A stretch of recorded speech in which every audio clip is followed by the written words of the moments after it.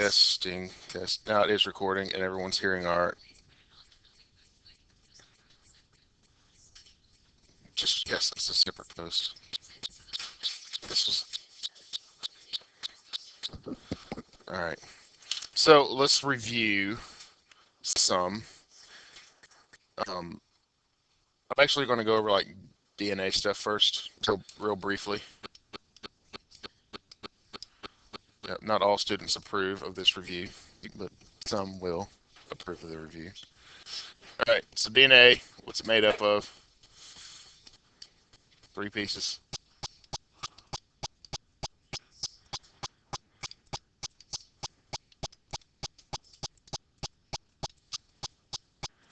Think you could recognize a DNA molecule? It's not. That's not right.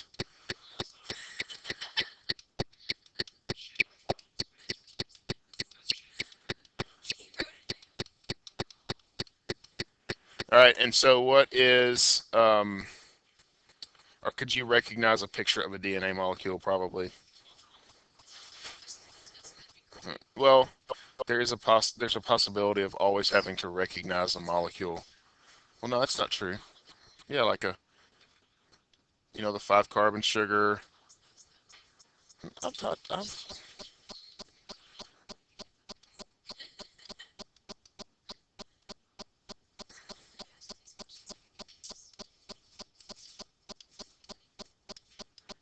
that like a nucleotide.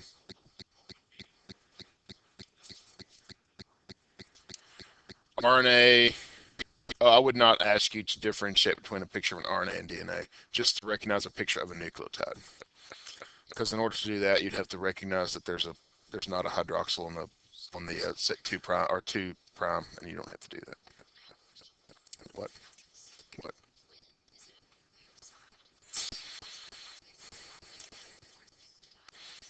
All right, good. So the question was, when is it a nucleoside? And it's a nucleoside when it's first added to the DNA during DNA replication, and it's got 2 extra phosphates on it. Yeah. All right, and search DNA. What's the differences between DNA and RNA? Single-stranded. Yep. The sugar, which is ribose and deoxyribose, and then uracil instead of thymine. All right.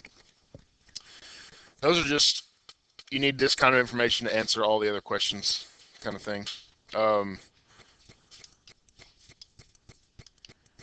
DNA replication, again, just real simple. Remember, you start out with a strand of DNA, and then you end up with 2 strands of DNA. One of the strands on each new strand is going to represent the old strand, and one of them is going to be a newly replicated strand. And we call that the semi-conservative model. You guys remember that? All right. Now, a few key players in DNA replication, big ones that you should be familiar with, just like helicase, unzips the DNA molecule. DNA primase sets down the RNA primers. Um,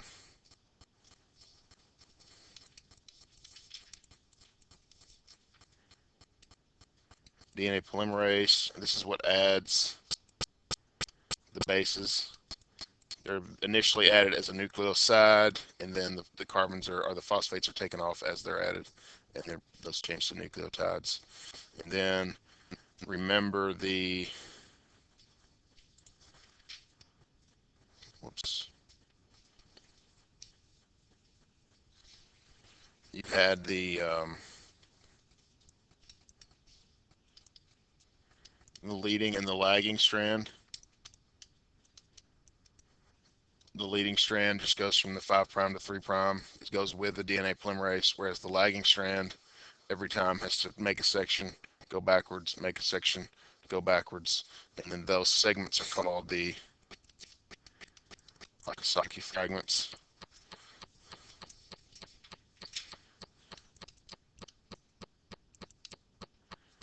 And that does not look like ligase.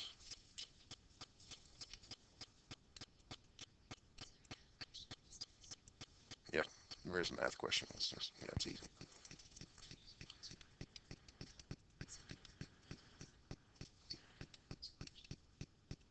Yeah. And then the ligase connects the Akasaki fragments together to make the DNA all nice and smooth. Those were the main enzymes. We talked about several others. We talked about single-stranded binding proteins. They keep the lagging strand nice and stable. Exonuclease, which cuts out the errors and repairs them. Um, I'm having a hard time like separating graduate level bio or genetics from what we learned in here. We didn't do like clamp loader and sliding clamp and okay, then don't ignore that stuff. All right, so any questions about DNA replication? What's that? No, right. Well, it's to be determined. And beyond, infinity and beyond. I just wrote some numbers down and filled them up. Too many numbers. All right, so next big picture item is protein synthesis. So don't forget with protein synthesis, you start with a DNA and you end up with a polypeptide. All right, and then this protein synthesis is broken up into two phases: transcription, do what? Translation. And with transcription, what do you start with? DNA, and you end up with a messenger RNA. Yep, that's in the nucleus. And with translation, you start with a messenger RNA and you end up with a polypeptide, and that is on the ribosome. So let's look at transcription in a little more detail.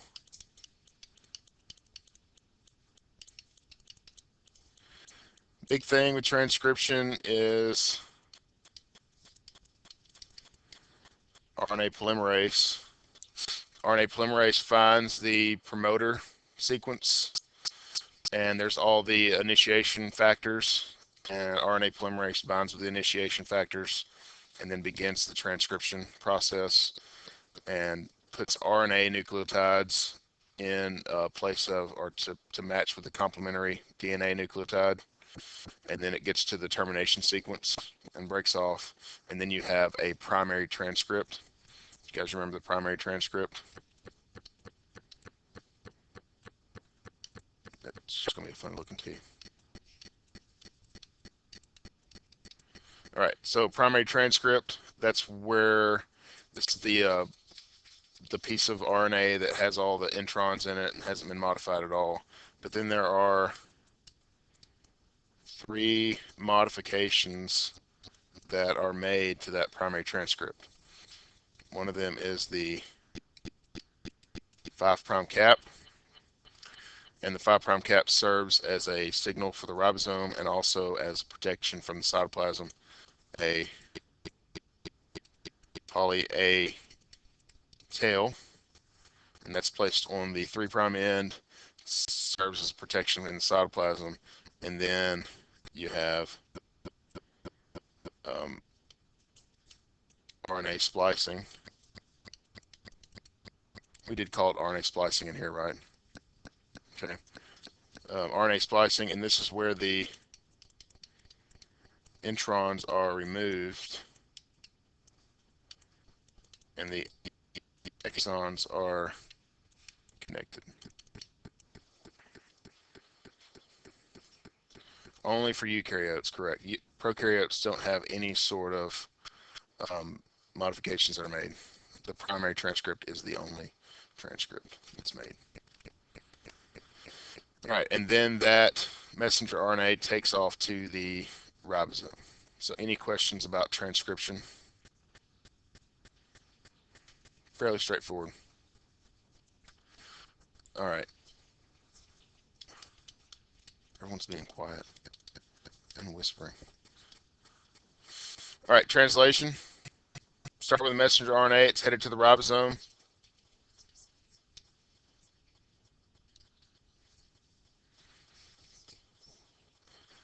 Yeah, that's like part of the promoter sequence.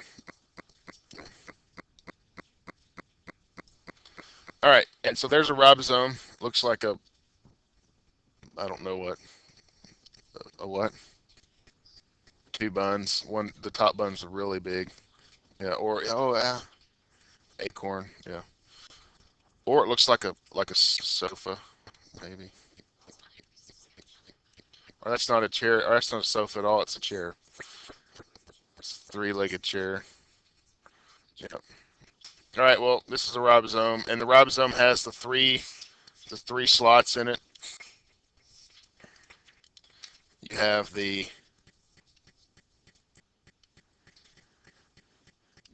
A slot, the P slot, and the E slot. And the messenger RNA will actually sit down on that lower subunit. And once it does that, the big subunit will lower down on top of it and like create the factory. And it lines up such that this is 5 prime, 3 prime. It lines up such that this right here is the start codon. And so what is the start codon on the messenger RNA? AUG. All right. And so with translation, you have the three factors, or the three stages. You have this with transcription too. I didn't mention it, but the initiation, elongation, termination. And initiation in this case is the transfer RNA, which I'll make a transfer RNA here, is going to bring in a amino acid. All right. And it's going to line itself up right there in the P site on top of that start codon. And the little circle is just an amino acid. Well, as the ribosome walks down the messenger RNA, different transfer RNAs are going to bring in different amino acids. It's going to add to the A site. And then what the ribosome does is it actually connects those two amino acids together so that they are begin forming that polypeptide that we talked about.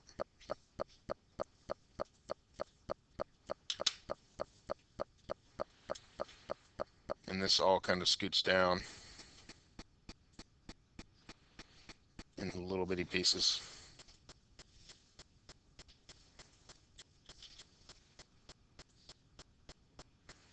And then once it gets there, the E, it exits, it leaves. Okay. Another one comes in. And this time it's a purple square. And you get the picture. This polypeptide will just keep getting longer and longer. And then the ribosome will scoot down again. This one will leave, and so forth, until you end up with this long chain of polypeptide. And then that eventually will break off, and it will fold up into a protein structure. All right. So a couple of big things, make sure you understand here, are these little pieces of dynamite that don't look like pieces of dynamite, but they are the transfer RNAs, and their job is to bring the amino acid to the ribosome and connect them. Now, what's the last step that's going to happen here? It's the stop codon. Does the stop codon code for an amino acid? No. And this little termination factor will like lower down, and that signals the polypeptide to break off and to fold up, and it folds up. Now, what two places can there be folding happening, depending on where it's made? Okay, it could happen in chaperonin, which that's going to be in the cytoplasm. But if the ribosome is located on the ER, then the folding actually occurs inside the ER, right? And is there a difference between those proteins that are folded in the ER and the ones that are folded in the chaperonins? Yeah. The ones that are folded in the ER are headed out of the cell. The ones that are folded in the chaperonin are staying in the cell.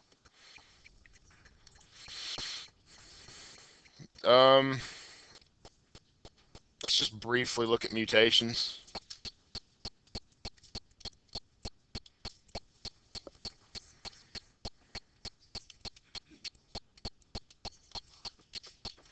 It's a lot of information. It's a lot. All right, mutations. A mutation is a change in the DNA.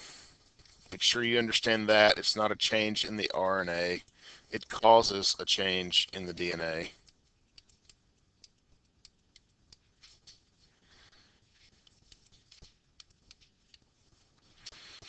All right, so if you have this strand of DNA, it will normally code for that strand of RNA. Well, if you have a mutation, then you're going to have some problems in the formation of the RNA, which is going to lead to problems in the formation of the protein. All right, we talked about different types of mutations. We talked about point mutations, 3 kinds of point mutations: silent, missense, and nonsense. Silent is where there is a mutation, but ultimately there is no change because the mutation causes a similar amino acid to be made. A missense is just one amino acid change, and nonsense is an early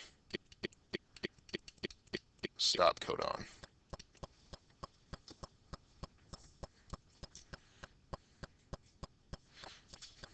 All right. And then we also talked about frame shift mutations. And this is where you add or delete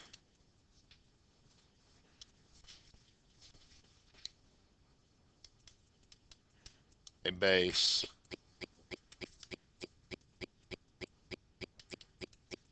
When you do that, everything is going to shift to the right or the left because of the reading frames. And what do we call these reading frames? Codons. Everybody feels good about reading a codon chart? Okay. Good. Trying to think. Anything else with RNA and DNA that we should go over or that you have questions about? All right, let me do meiosis real fast.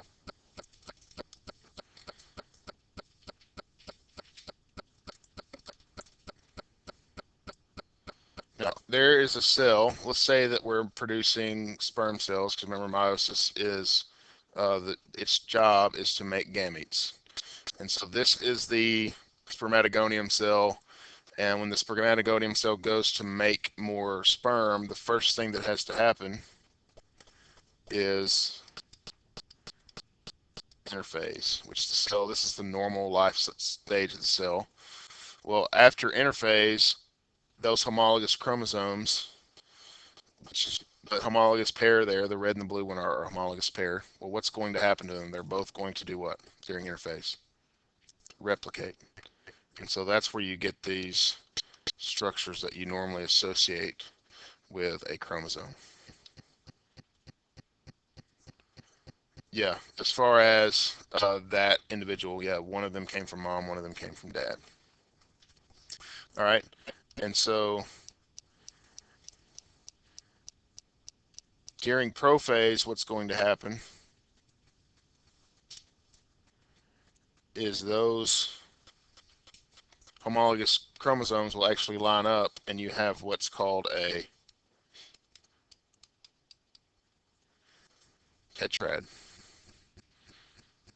It's that formation, that structure.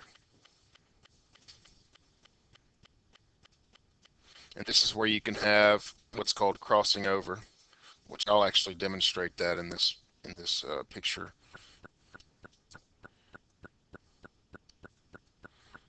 In this first division, this is meiosis 1. Now, with meiosis, just don't, I mean, it's very similar to mitosis in that you have the prophase, metaphase, anaphase, telophase, but the differences are going to be what is occurring, largely what is occurring during anaphase. The big difference with meiosis 1 is during prophase 1, you have the formation of the tetrads, but in metaphase, in both ones, you're going to have the chromosomes lining up in the middle, and in telophase, you have the cytoplasm splitting, and in co-foster, everybody. Hello, co-foster. How are you? Good to see you. Yep. I just needed to say that. So he looked at me like, why are you wearing a headset? All right, and so after meiosis 1, you have the homologous pair separates,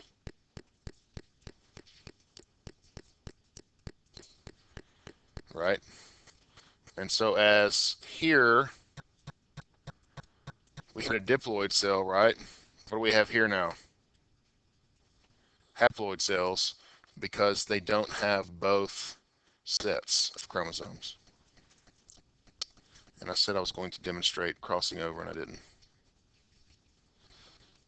So let me do that.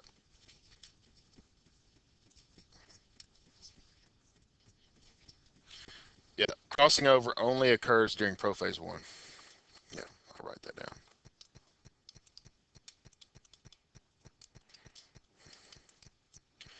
Because it depends on that tetrad formation. All right, and then after this, you have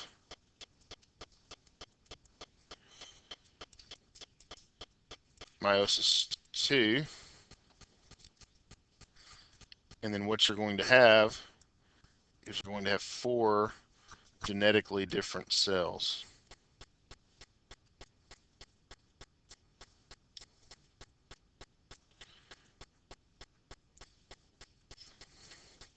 And I said these are sperm cells, so let's make them sperm cells. All right, and each one of these are haploid as well. And this is what will combine with the egg in order to make a new diploid zygote, and then you have that whole thing going on again.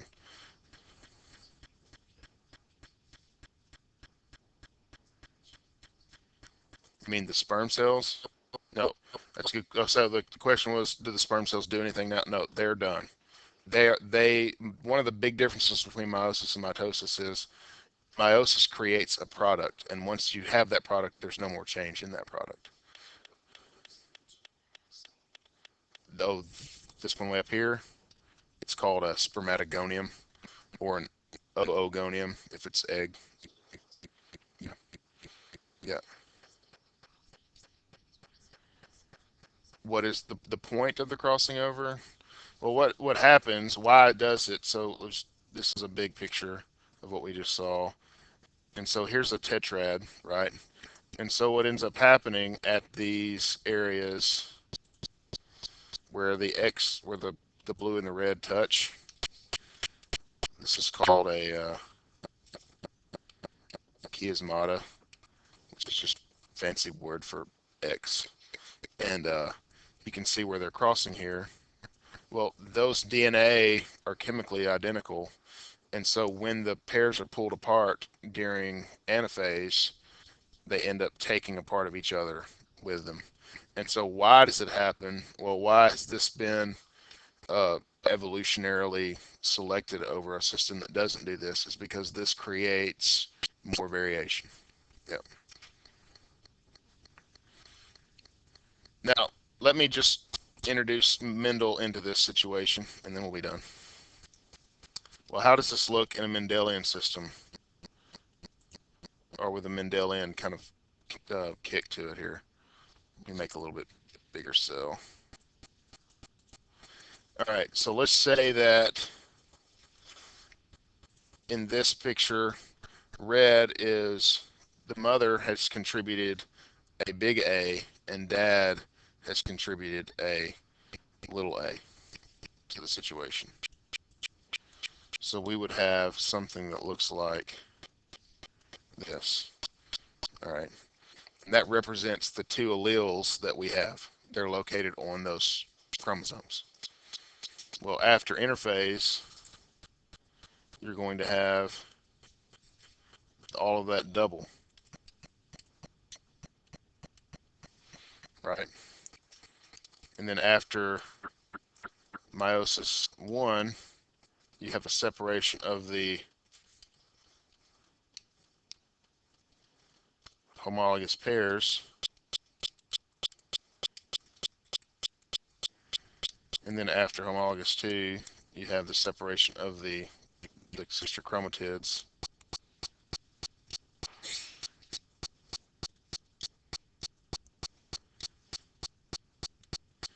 Now, what is that a demonstration of as far as Mendel's laws are concerned? That's his law of segregation. That the big A and the little a, that the two alleles separate from one another during this process. All right, almost done. Now, how can we demonstrate the law of independent assortment using meiosis? Well, with independent assortment, we have big A, little a, but are there more genes than just one on a cell? Sure. And so we also have big B, little b. Well, interphase happens, and we got to make a big cell because we're about to make a lot of letters.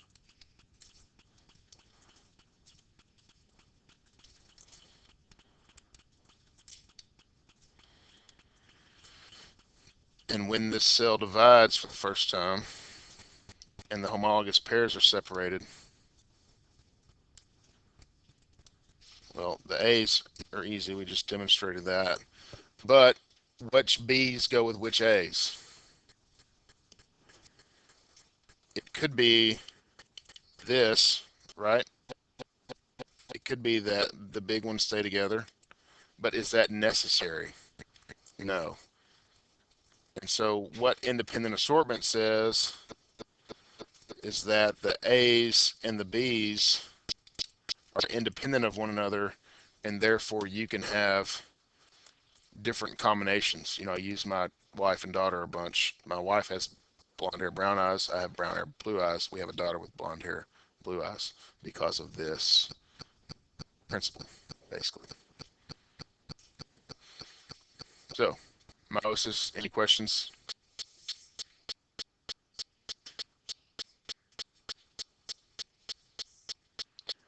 Oh, so how does this occur when Mendel's laws don't take place? With linked genes? Sure. All right, so with linked genes, what you have, if this is a chromosome, and let's say you have A and B that are gene A and gene B that are really close together, but gene C is way down here. Well, with gene A and B are usually going to be inherited together. Let's say that 95% of the time, gene A and gene B are inherited together. Those two particular alleles are. Why?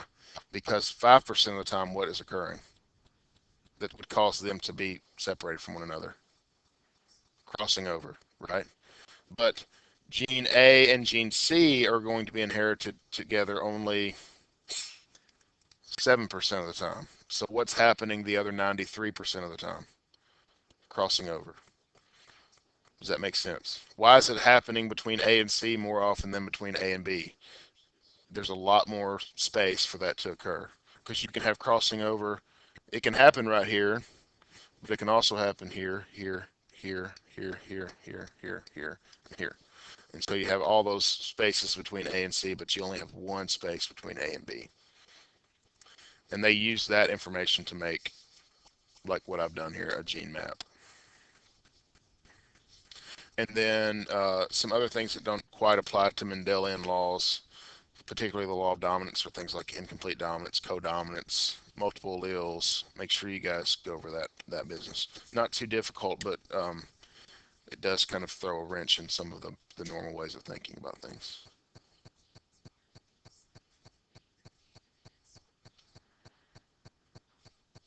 Yeah, link genes are what can sometimes throw a wrench in the idea of independent assortment.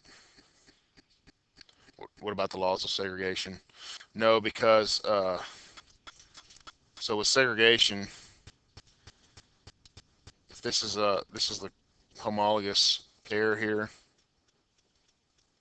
and this would be like big A, and its homologous friend would be little a.